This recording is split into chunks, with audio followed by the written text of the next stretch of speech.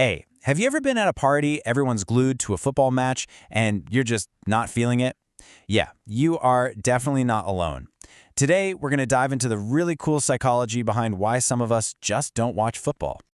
I bet you've heard this one a million times, right? Bro, how can you not like football? It's always asked with this total disbelief, like you're missing some kind of fundamental human programming. But what if not watching isn't some kind of flaw? What if it actually says a ton about your own psychology, about how your brain is wired, where you put your focus, and what you really value?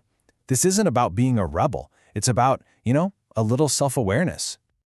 Yeah, that's right. We're talking real, psychological reasons why the biggest sport on the planet might just not do it for you. So let's get into the big idea here. So psychologists actually have a name for this. It's called value dissonance.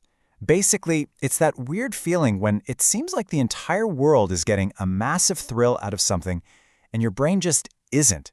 It's not like you're choosing to be different. It's a real, genuine mismatch in how your brain responds. And it turns out, people who don't watch football often fall into one of four really distinct psychological types. And each one tells us something pretty powerful about how their mind works. So let's break them down. Okay, so let's start with the first two mindsets. These are fascinating because they come from totally different places. First up, we've got the self-focused thinker. Now, this isn't some football hater, not at all. It's just someone who really experiences the world from the inside out. And this is where it gets really interesting. It's all about their brain's wiring. See, their brain isn't really built for what's called vicarious emotion. You know, that high you get when someone else succeeds? Nope. For them, that dopamine hit comes from their own progress. They don't need a lot of approval from others, and they've got this super high drive for self-determination. It means their wins have to be personal.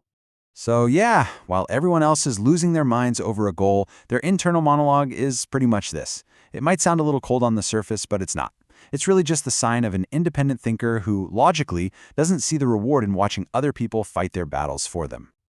All right, let's move on to our second type, which is a whole different ballgame. This is the disillusioned observer.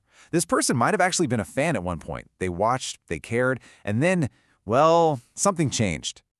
What they're experiencing is something called existential detachment. It's what happens when a piece of entertainment starts to feel, well, empty. You suddenly realize it doesn't actually add any real growth or purpose to your own life. This is the person who started to see behind the curtain. All the money, the marketing, the hero worship. They've had that kind of sobering moment where they realize that cheering for a team, no matter how hard they scream, isn't going to fix their personal problems. So they step back. And this is key. It's not out of arrogance. It's out of a deep sense of awareness. They're just rejecting the illusion that the game is more important than life itself. All right, so we've got the internal thinker and the aware observer. Now let's dig into the final two mindsets because they're just as compelling. Okay, next up is the redirected mind.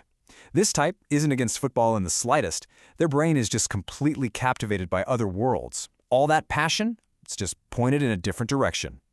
Psychologically speaking, they have what's called, and I love this phrase, diversified stimulation patterns. What that really means is their brain's reward system gets its dopamine fix from variety and things that are personally relevant to them. They crave experiences with novelty, a path to mastery, and a real sense of connection. Things they might find in cars or video games, music, movies, you name it. And this chart really nails the difference, doesn't it? For the redirected mind, football can start to feel a little repetitive, a bit passive. Meanwhile, their other interests are delivering novelty, complex stories, and a chance to really interact and analyze. So it's not that they don't have passion, they've just found it in worlds that feel way more alive and engaging to them. And that brings us to our fourth and final type, the honest realist. This is probably the most direct, pragmatic mindset of the bunch.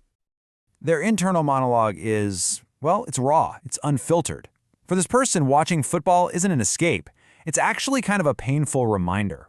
Think about it. Watching all that extreme success when you're struggling in your own life, that can feel less like entertainment and more like someone shining a spotlight on your own challenges. Now, it is so important to understand, this isn't just bitterness. It's what's described as psychological honesty. These folks see the world through a very practical lens. In a way, they're practicing a form of emotional self-protection by asking a totally logical question. Why should I invest my very limited emotional energy into something that gives me absolutely nothing tangible back? So, after breaking down these four types, what's the big takeaway here? Well, it's not about being wrong for not liking football. It's really about what your focus says about you. And this really gets to the heart of it.